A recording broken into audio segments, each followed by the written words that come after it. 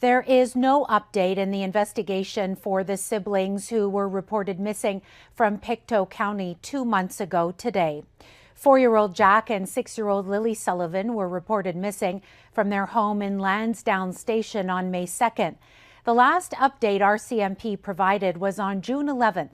At that time, they confirmed they had collected hundreds of hours of footage from the area around their home. Police have also formally interviewed more than 50 people, received almost 500 tips, and conducted extensive search and rescue operations. Since then, the case has been added to Nova Scotia's Major Crimes Rewards program, which offers a $150,000 reward for information that leads to finding the siblings. Nova Scotia RCMP say they're doing forensic tests on a blanket linked to 2 children who have been missing for more than 2 months.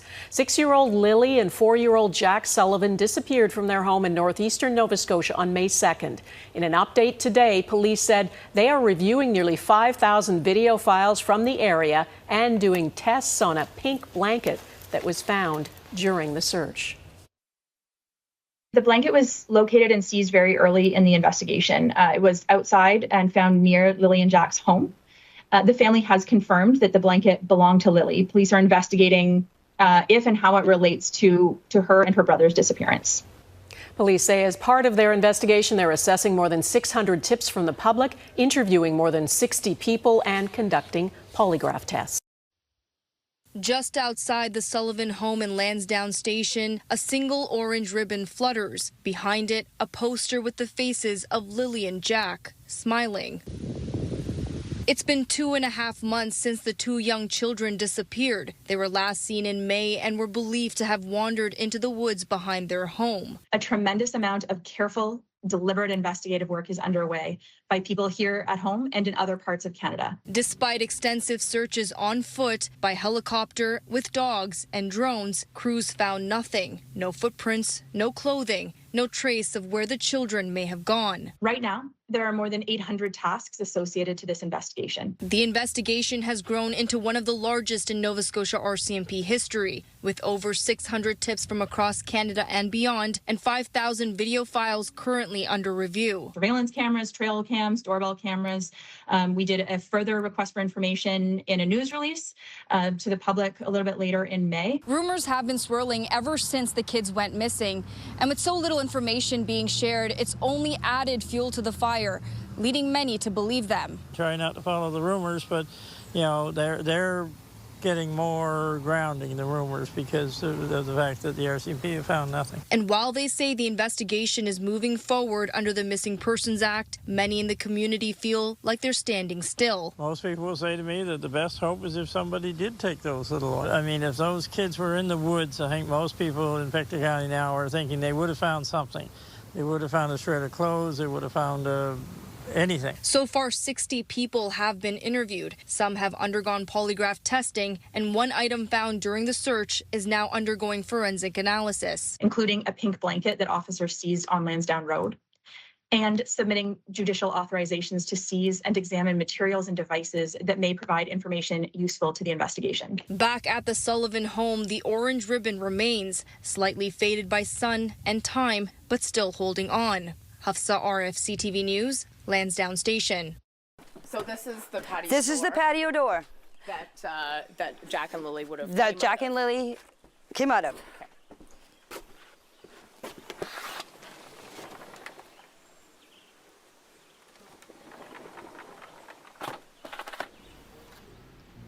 So it's the morning of May 2nd. Take me through what happened. Okay, I was up at 6 o'clock, sat in there and had my tea. And then on Facebook, 7 o'clock, I get up, come over here, fed my chickens. My brother, Ron, called me at 8:48 and asked me if I wanted to go to town with him. And I said, no. I said, I'm staying home. I said, I'm going back to bed. Okay, I went and I laid down. Next thing you know, my dog started barking and the kids were out in the yard. Now, you can see there's 2 swings where the kids play. My bedroom is right there. I heard the kids. This is where the kids' swings are. This is where they always played. And so that's where... That's where I heard them. And I can hear everything in that trailer. If two kids get out of a fence, and Jack and Lily are all the time yelling, especially Lily, come on, Jackie, let's go, Jackie, let's go, Jackie.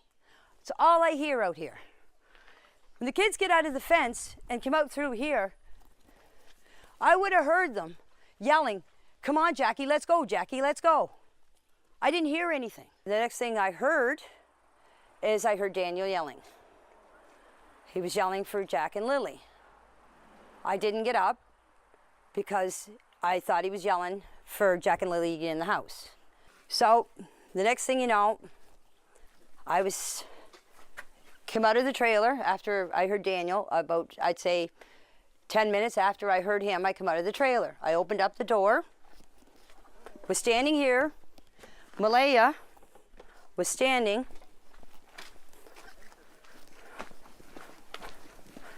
Right here, with Meadow on her hip. And I come out, and I said, what's up? She said, Jack and Lily are missing. I said, how long? She said, about 20 minutes. I closed the door, got my boots on, came out here, ran up in the woods.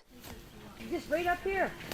The kids have a little fort that they made out of sticks and fir branches, and that's where they go. You can see them and hear them. We went for walks in the woods. I had to practically carry Jack through the woods because there was no way that he was walking through all that tree falls and bushes. I did this whole area. There's an old road up back. When I got up to the top of the hill, I met Daniel. And I said to him, I said, did you find them? He said, no. He said, you coming with me? I said, no. I said, I'm going to search this area. Because when she told me the kids were missing, you automatically think they went into the woods. That was my first instinct. Mm-hmm.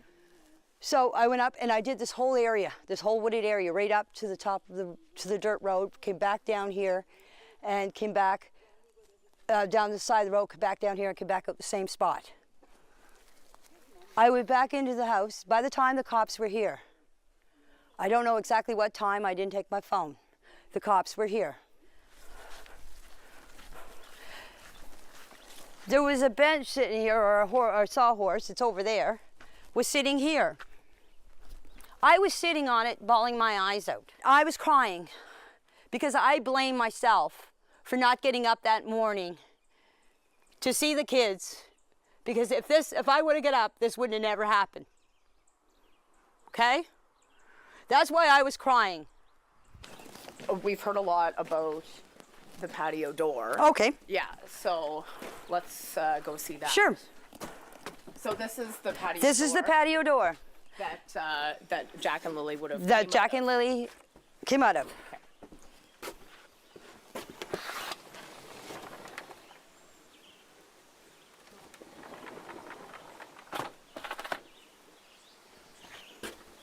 And so tell us why we've heard about the patio door.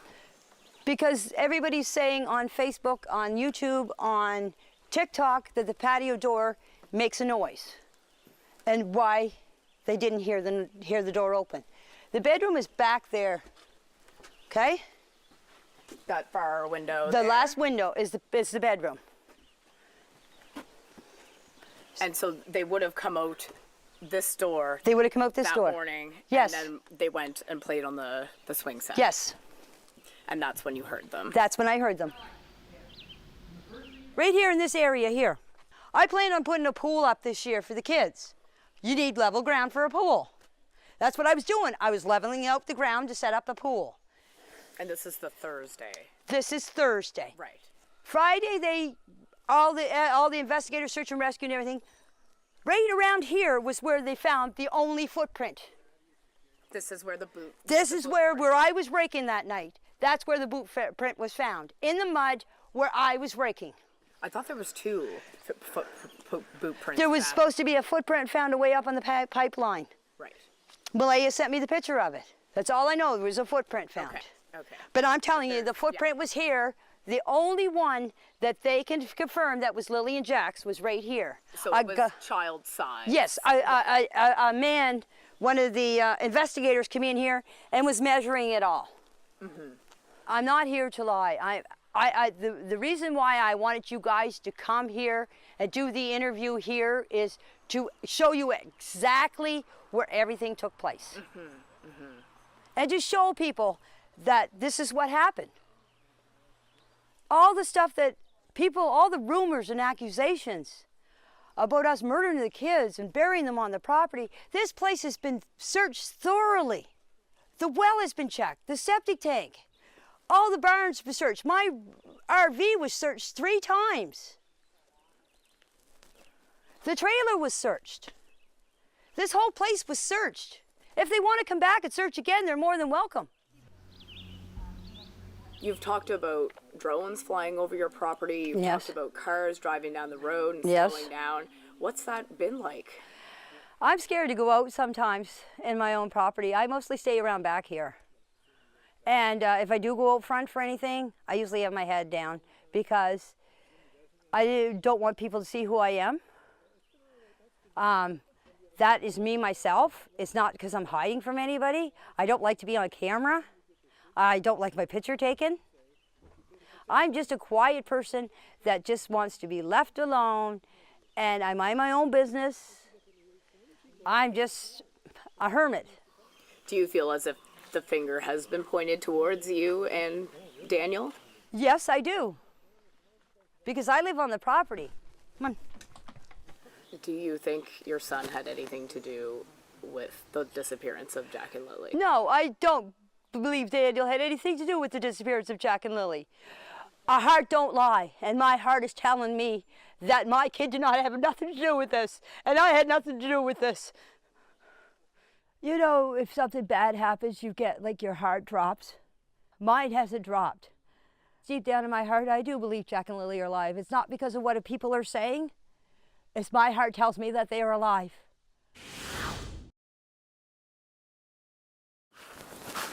This is where the kids' swings are. This is where they always play. Janie McKenzie is showing us around her property for the first time since her step-grandchildren disappeared. All the rumors and accusations about us murdering the kids and burying them on the property, this place has been searched thoroughly. 6-year-old Lily Sullivan and 4-year-old Jack Sullivan were reported missing from this rural Nova Scotia property on May 2nd. Search crews scoured the surrounding woods. My bedroom is right there. That morning, Mackenzie was asleep in her RV next to the mobile home where the family was living, including her son Daniel Martel. Then her dog Tucker started barking. Come on. I heard the kids. After that, I heard nothing. The next thing I heard is I heard Daniel yelling. RCMP in Nova Scotia, New Brunswick, and Ontario are now involved. The search turned up a child-sized boot print and a pink blanket, which police say is now being forensically examined. Police are investigating if and how it relates to her and her brother's disappearance. Mackenzie doesn't believe the kids are in the woods. I had to practically carry Jack through the woods because there was no way that he was walking through all that tree falls and bushes. 11 weeks later, she feels the RCMP investigation lacks urgency. And she's not the only one. What a bunch of arrogant, conceited, incompetent clowns.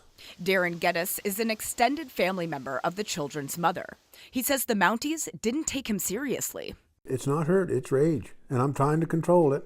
Mackenzie believes Lily and Jack are still out there. Deep down in my heart, I do believe Jack and Lily are alive. When asked whether they're investigating if the children could still be alive, RCMP say they have not closed any doors.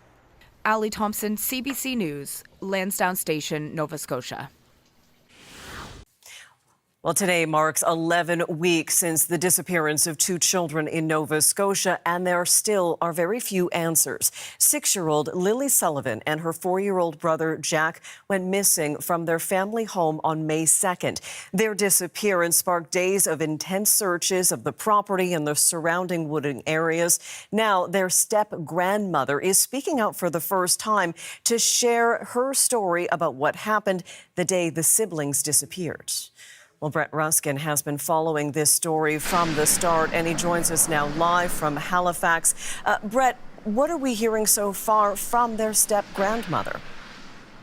Yeah, Crystal, we're hearing from Janie McKenzie. So as you mentioned, the step-grandmother of these two missing children. So she is the mother of Daniel Martel, who is the stepfather of Lily and Jack. We've heard from him numerous times over the course of this missing person investigation. But Janie McKenzie, again, speaking to CBC News for the first time, and for the first time giving CBC News access to the property from which the kids disappeared. So she gave a tour, essentially, for CBC Nova Scotia colleagues of ours who walked through the property. Again, she lives in an RV just steps away from the family home from where Lily and Jack disappeared on May 2nd. She says on that morning, she heard the kids outside playing.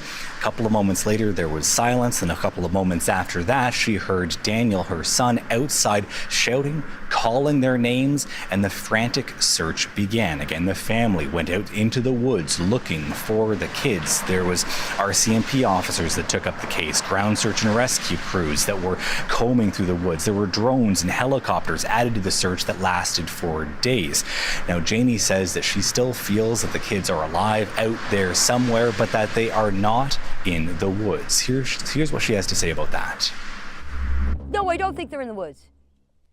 We searched this place. Look at all the searchers they had out. They had helicopters out. They had drones out. They had searchers. They went over this place with a fine-tooth comb every day that they were searching. They were here. You know how many times my trailer got searched 3 times. So again, that is Janie McKenzie, the step-grandmother of Lily and Jack Sullivan. She says again that she still feels that they're alive somewhere. She says that she was happy with the RCMP investigation at the beginning, but she feels like there is a lack or a lessened sense of urgency now in the last few days and weeks. She hopes that, again, someone comes forward with information about this disappearance of these two missing children here in Nova Scotia. Crystal.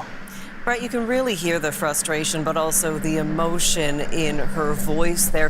What are police saying about this ongoing investigation? Is there anything new? Where does it stand?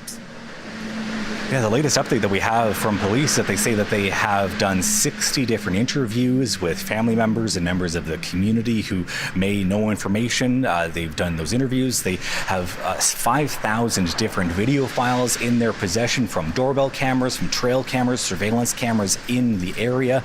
They are doing a forensic analysis on a piece of blanket that was found that belonged to Lily and Jack, to the family, and they are following up on 600 tips from the general public. They say that they are still open to all possible explanations as to what happened to Lily and Jack, and they're still open to people coming forward with more information and tips. Now, obviously, there is still that provincial reward program that is still in place, offering up to $150,000 for tips leading to key information about this disappearance. So again, there is still a strong push to try to figure out what happened to these two missing children, now having disappeared 11 weeks ago. Crystal. Brett Ruskin in Halifax for us this morning. Thank you very much. This weekend marked 3 months since the Sullivan children went missing in Nova Scotia's Pictou County. RCMP declined an interview with CTV News, saying there's no new information since a public update on July 16th.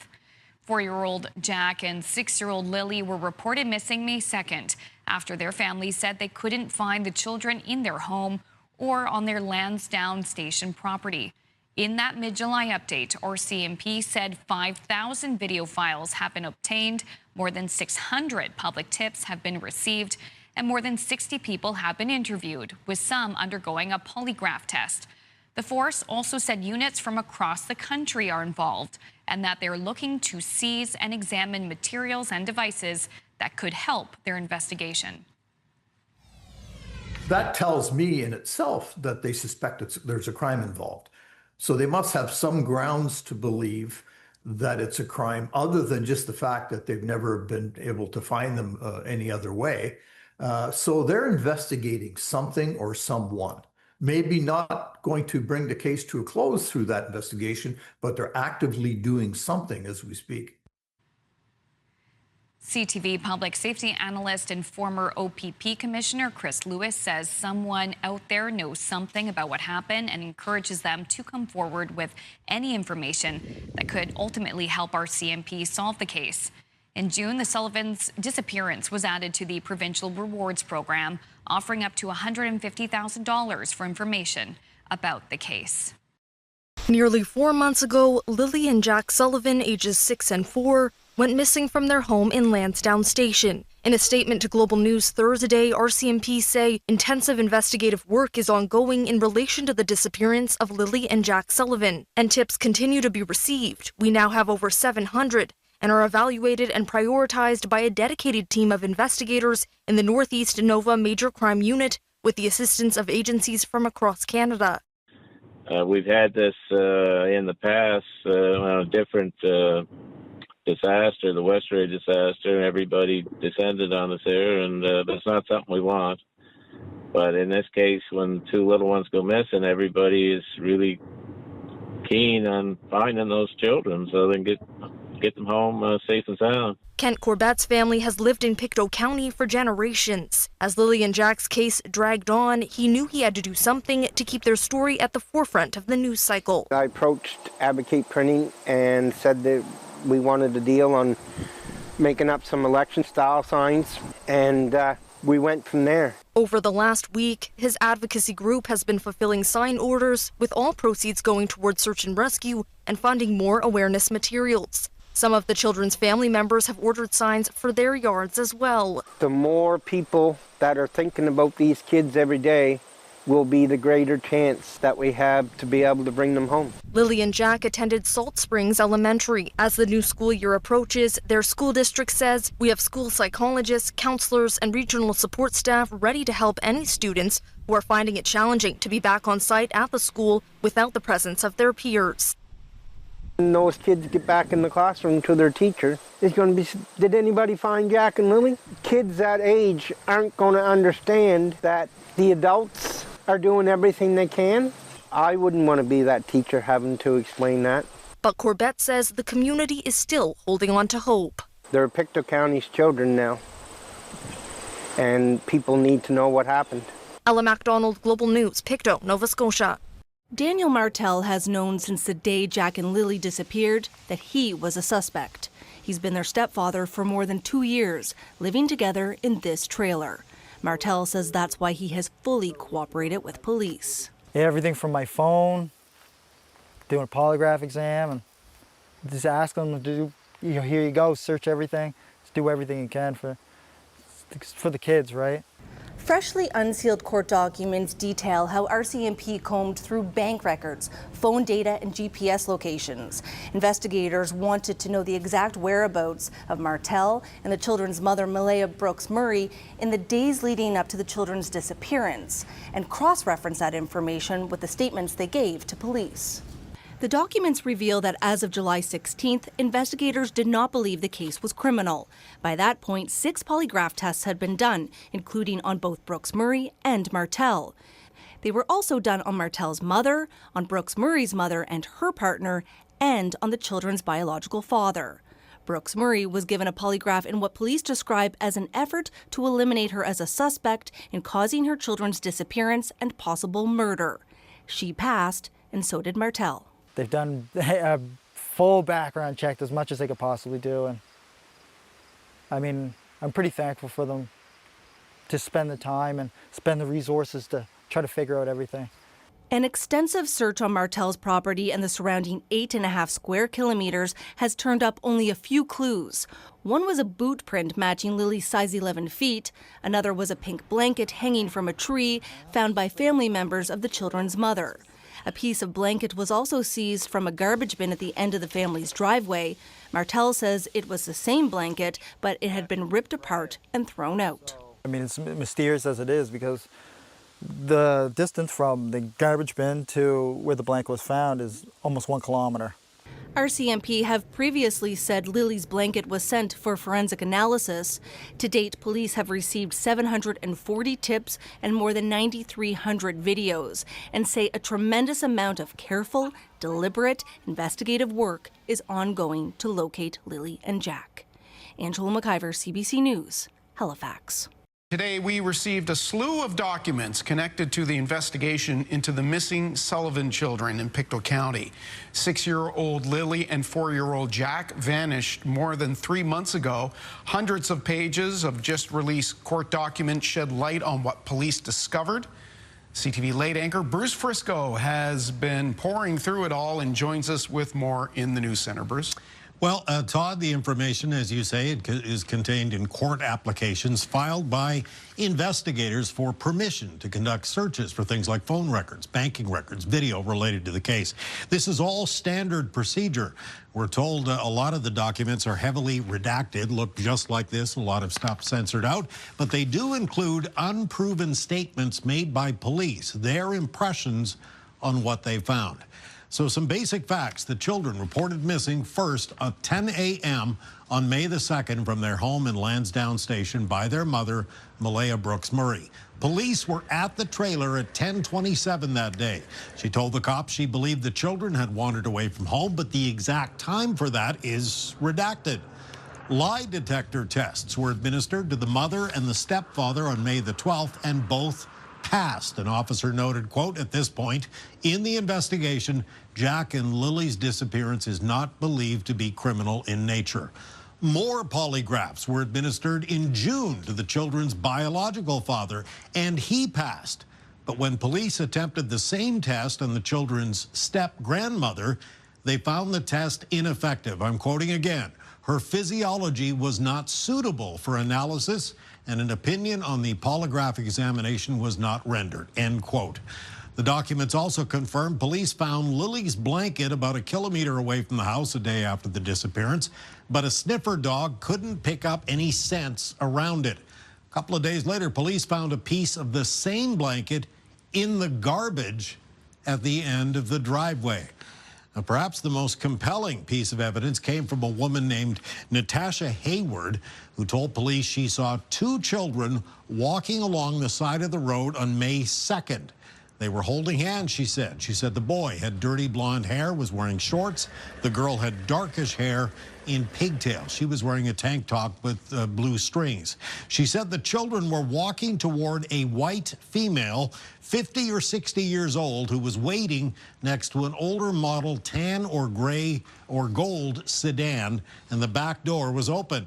She later described the children as older than Jack and Lily, and as far as we know, police have yet been able to corroborate what she allegedly saw on the road that day. Todd. A lot of information. We don't seem to be getting much closer, though, Bruce. Thank you for that, starting us off this Friday in the News Center. And, of course, Bruce will have your late news at 11:30. Newly released court documents show previously unreported details about 2 missing children in Nova Scotia. The documents say Lily and Jack Sullivan were last seen at a local Dollarama with their mother and stepfather 1 day before they were reported missing. The paperwork also sheds more light on a pink blanket found in the search, saying family members located it in a tree. On May 4th, another piece of blanket was seized by police in a trash bag. Police confirmed both pieces were part of the same blanket. Daniel Martel knew he was a likely suspect when his 2 stepchildren disappeared. He says police have looked at everything from his cell phone to his banking records. I really have no problem with it. It's not like I have anything to hide. In fact, he says he's tried to help, like early in the investigation when police found a scrap of blanket on a nearby road. I called it into RCMP when I realized there was a piece of a pink blanket found. The rest was here in Martel's trash bin. That blanket, one of the only clues as to what happened to 6-year-old Lily and 4-year-old Jack Sullivan, who vanished from their home in rural Nova Scotia on the morning of May 2nd. Now, newly unsealed court documents are giving fresh insight into the investigation. CBC News and other media organizations fought for their release. They describe how police examined cell phone and banking records for the children's mother and stepfather. People close to the children passed polygraph tests, and investigators reviewed 3 days of surveillance videos showing people leaving Nova Scotia by car. As recently as mid-July, investigators wrote, Jack and Lily's disappearance is not believed to be criminal in nature. This retired police staff sergeant says almost all missing children cases start with examining the parents, and this level of scrutiny is nothing unusual. Especially the last people to be with them, so they could say, where they were. What was the time frame? Where did you go? What did you do? He believes the officers investigating the case will not give up, and their stepfather agrees. They've done a full background check, as much as they could possibly do, and I mean, I'm pretty thankful for them to spend the time and spend the resources to try to figure out everything. The RCMP declined an interview but said intensive work is still going on to find Lily and Jack. They're evaluating more than 700 tips and 9,000 videos. Shayna Lux, CBC News, Lansdowne Station. Now, newly released court documents are revealing new details in the search for the two missing children in Nova Scotia. Lily and Jack Sullivan were reported missing in May. The court documents include unproven statements by police. They reveal RCMP conducted at least 4 polygraph tests on the children's mother, stepfather, step-grandmother, and biological father. They all passed except the step-grandmother, whose results could not be analyzed. The documents also show investigators found a second piece of pink blanket, confirmed to be Lily's, in a trash bag at the children's home. We begin tonight with a development in the search for the missing Sullivan children. RCMP are bringing in specialized cadaver dogs to look for the pair who have been missing from their Pictou County home in Lansdowne Station since early May. CTV late anchor Bruce Frisco has been following today's developments. He joins us in the news center. Bruce, considerable pressure now on the police to offer any information on this case, hey? Right you are, Todd. The force hosting a news conference this afternoon with widespread interest from right across the country. In fact, there are people, as you know, around the world who've been watching the case with keen interest, posting about it on social media. They're making YouTube videos. As you mentioned, 6-year-old Lily, 4-year-old Jack Sullivan reported missing May 2nd from their trailer home in Lansdowne Station, which is a very rural area. The search effort, especially in those early days, was extensive. Hundreds of volunteers and experts combed and then recombed kilometers around the family home. And you may recall police dogs were part of those searches. What's changed now is the introduction of cadaver dogs. Simply put, they are specially trained to pick up on the scent of decomposing human remains, and they're generally very successful at finding it, whether it's underground, in water, or even ashes. The success rate is quite remarkable. In Nova Scotia, back in 2017, there was a research study conducted with the Medical Examiner's Office and the RCMP. This is kind of the building blocks of the human remains detection program for the RCMP. And when they did their study, I believe it was published in 2017, and their status for the training exercises was a 94% success rate. I think I'd be very confident if we can get our dogs in the right area, that our dogs, even if it's been a hot, dry summer, that should be fine for us. One is, why now? What's changed? Well, police insist there's been no definitive evidence that Jack and Lily are in fact deceased, but they are obligated to explore that possibility. So that's why the dogs are being brought in now. And we should tell you, we're already seeing some reaction from family members. Paternal grandmother Belinda Gray quoted as saying she is thrilled that police are bringing in the specialized animals from out west, but adds it should have been done a few months ago. As to when they'll arrive, police will only say it is in the coming days. Todd. All right, 819 tips, 80 interviews. We'll see if this provides any answers. Thank you, Bruce, in the news center. Of course, he has our late update at 11:30. Well, it speaks for me that it's another tool in their toolbox, so to speak. This former major crimes investigator says he thinks police are on the right track. The RCMP announced Friday it's bringing in cadaver dogs in the search for Lily and Jack Sullivan, which are used to look for human remains. But when you call cadaver dogs in this late, it's for one reason is because they are most effective when they're looking for decomposition. 2, where are they looking for decomposition and why? What information do they have that takes them to that particular position? Police won't share details on dates, times, or the locations of the upcoming searches. In a statement to Global News, an RCMP spokesperson said there is nothing definitive to support the children are dead, but previous searches have not yielded any results. RCMP say, quote, deploying the human remains detection teams at this point aligns with the investigative efforts to date. All scenarios are being considered. It's critical for investigators to remain open to all possibilities to ensure our investigation is fully comprehensive. Speaking to reporters on Friday, RCMP say these cadaver dogs can find decomposing bodies several feet in the ground, along with operating within water and with burnt remains. We know it's going to take time. We wish it'd be faster, but we have to be patient. The two children were first reported missing from their home in Lansdowne Station in Pictou County on May 2nd, prompting a large-scale search effort involving hundreds of volunteers. Police say more than 80 interviews, 800 tips, and thousands of video have been compiled throughout the investigation, along with polygraph tests and forensic examinations on items discovered in the search. This staff sergeant says the cadaver dog search will continue until every angle has been explored. There's no real timeline to follow until you extinguish all possibilities. Mitchell Bailey, Global News, Halifax. Daniel Martel has been asking RCMP for months to call in cadaver dogs to search for his 2 missing stepchildren. Now the time has come. It's going to be really hard work now that there's so much vegetation in the woods, but I'm pretty happy that they're going to be able to do it. 4-year-old Jack Sullivan and his 6-year-old sister Lily were reported missing on May 2nd. They were last seen at their home in Lansdowne Station, Nova Scotia, a rural community deep in the woods. Nearly 5 months later, there's still no trace of them. RCMP say they need to keep their minds open to any possibility. What's important to remember is that at this time we don't have any definitive information to support that the children are deceased, but we have to keep our minds open and look at all investigative avenues. RCMP did bring in search dogs to scour the area here in Lansdowne Station when the children first went missing back in May. At the time, dogs were given pieces of Jack and Lily's clothing to track their scent, but nothing was found other than a piece of Lily's blanket, which family members actually located on their own.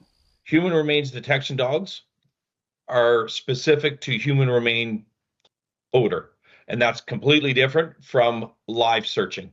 RCMP say 2 dogs will come to Nova Scotia from British Columbia to conduct the specialized search, a bleak mission. But Martel isn't expecting it will bring answers. So are you thinking that the dogs will go in there and won't find anything? I know for 100% they won't find anything. I mean, that's probably why they waited this long to do it. It's just to keep the public informed, I guess, that they're hard at work. RCMP say for officer safety and the integrity of the investigation, they won't disclose when the new search will begin or where exactly the cadaver dogs will be deployed, only that it won't be this weekend. Angela McIver, CBC News, Lansdowne Station, Nova Scotia. 4.5 months after Lily and Jack Sullivan went missing from their home in Pictou County, the RCMP says it will send in cadaver dogs trained to pick up the scent of human remains. This is something that family members, including Lily and Jack's stepfather, have been asking for. So why now? At a news briefing on Friday, an RCMP spokesperson said that although they don't have any information to suggest the children are deceased, they have to consider all avenues. Police say they've been looking into a variety of leads over the course of the investigation and that they now plan to use the dogs in an area where they believe there is the highest probability of finding Lily and Jack.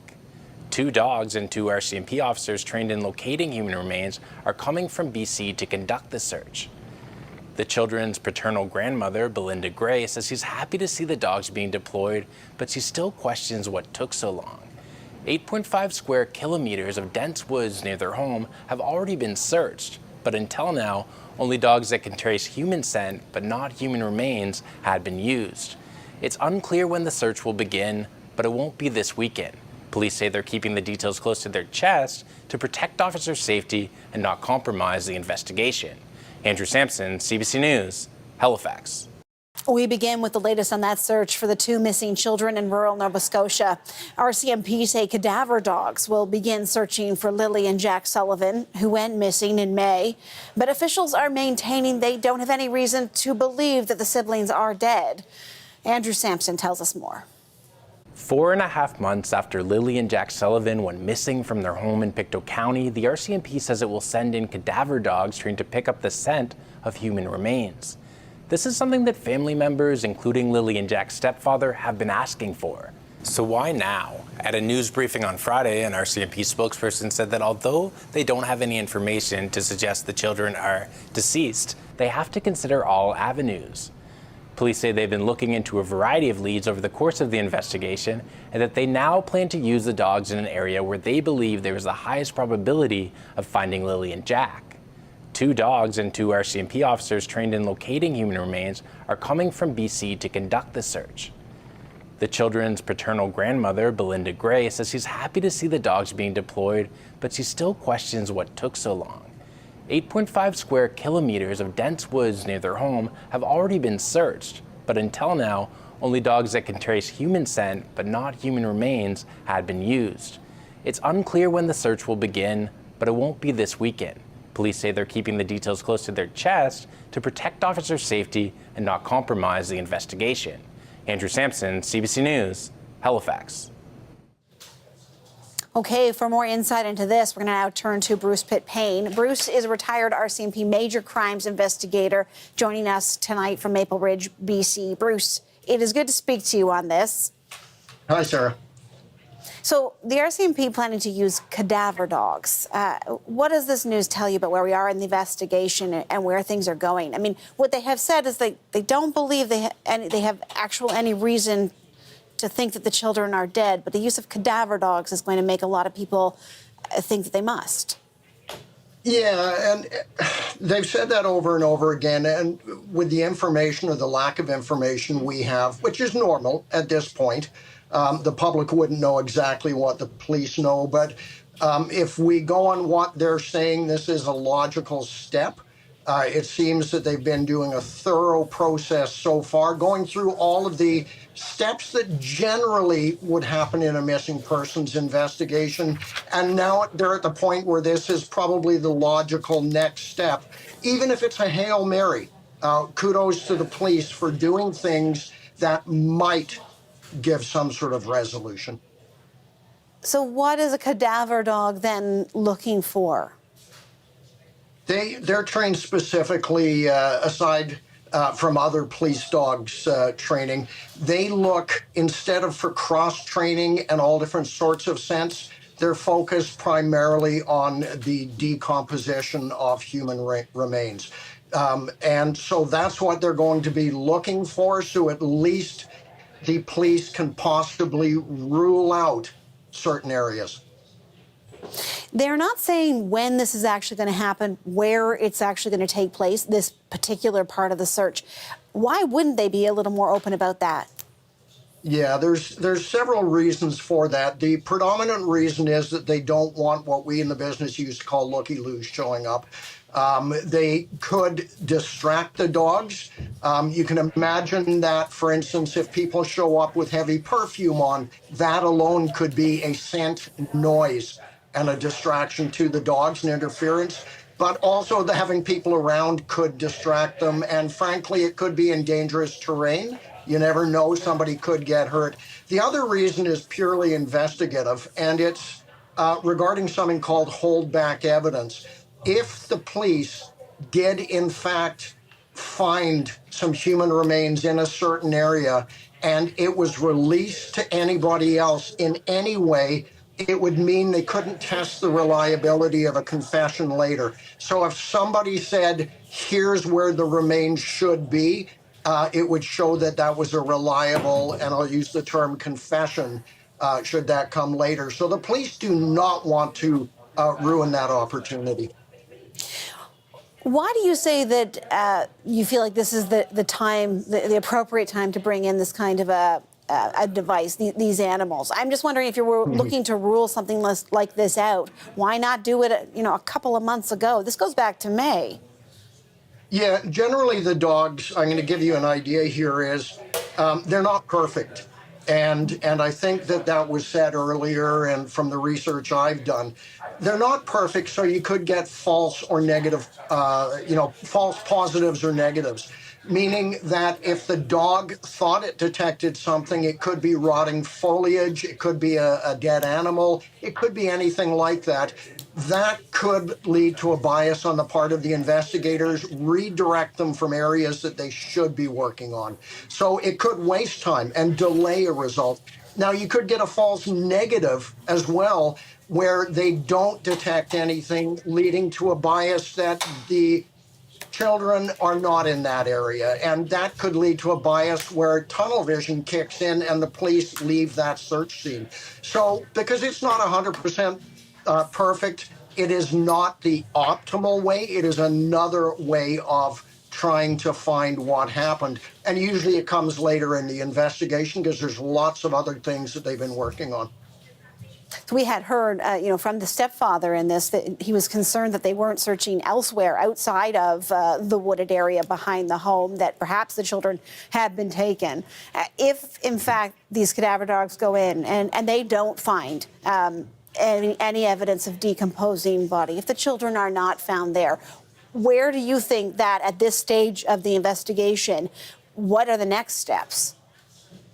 Well, I can tell you that, for one thing, just if we still focus on the cadaver dogs, the fact that there is a negative result from any upcoming search does not mean that they aren't going to do it again. And that's what I meant by a false negative. If they don't find anything this time, there could be a logical reason if remains were found later, which would mean that they will do continuous searches probably. And I'm going to guess, it could be 6 months, could be every year. But the cadaver dog handler, I believe it was Staff Sergeant Pike said earlier, that if remains are underground, for instance, or in a container or underwater, then as time goes by, a subsequent search might reveal more of a scent.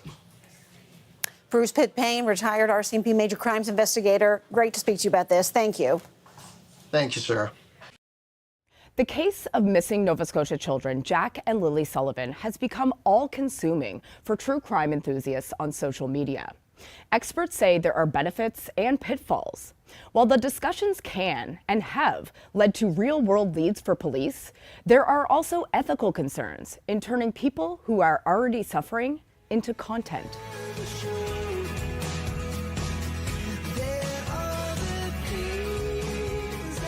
Okay, hey guys, welcome to the live. No, it's been a minute or so. Ken's joining me today. Sunny Austin does this multiple times a week, sits for hours in her BC home discussing every aspect of the disappearance of Jack and Lily Sullivan. In the chat, members of their family. YouTubers, true crime community, different. We can sit there and keep these cases alive and keep pushing them out there and have family members come join, talk if they want to. Not everything that's discussed on Austin's show is based in truth, and she realizes that. For her, it's about raising the case's profile. It was really about being a voice for the victims, and that's really the core of everything. Belinda Gray is Jack and Lily's paternal grandmother. She started watching Austin's show amid a lack of answers. In fact, Gray regularly tunes into more than 10 YouTube shows that are covering the case. She too realizes that online conversations can run amok, but she doesn't care. To me, the more people that talk about Jack and Lily, the better it is. I don't care who they are. They can state whatever they want that isn't true. I don't care, because people are listening and Jack and Lily's name is still out there. Sergeant Chris Marshall says some of the 800 tips the RCMP have followed up on were a direct result of the true crime shows that are covering the case. He says in general, these sorts of tips can and have helped move investigations forward. My experience is that there is a big benefit, but it's like anything, there's risk and reward to anything that we do. The risk? The tips police know from the outset are false. They are nevertheless required to do their due diligence and fully investigate. We now have to put investigators on that information, which is taking people away from potentially chasing down actual real leads that are actually based in fact. So that's the complication that can come. But according to experts, this kind of exposure is a double-edged sword. I think it's important to remember that every single story that unfolds online, it's real people. Whitney Phillips says there are major ethical concerns with discussing such cases on platforms like YouTube. Phillips says click-based web engagement is designed to turn world events into commodified content. The attention economy has long driven pop culture and news, in that the most intriguing, shocking, and upsetting information is what people respond to and engage with. But she says that can reduce victims of crime and their families into a consumable product. But Phillips says the attention economy is inescapable, and so it's up to all of us to ponder the ethics of these conversations. I believe that content producers, including everyday citizens sharing information, have a responsibility of understanding what their digital technologies might not be wanting them to see in terms of the human impact, the human consequences. Anyways, if you guys haven't hit that like and share for Jack and Lily, again, they've been missing since May 2nd of 2025. Austin says she does make money off her channel through YouTube and donations, but that's not why she's doing it. So the impact that I know that our channel can have is that we just keep fighting for people to share to the algorithm, to keep the story out there, do it for Jack and Lily because they're missing children. Allie Thompson, CBC News, Halifax.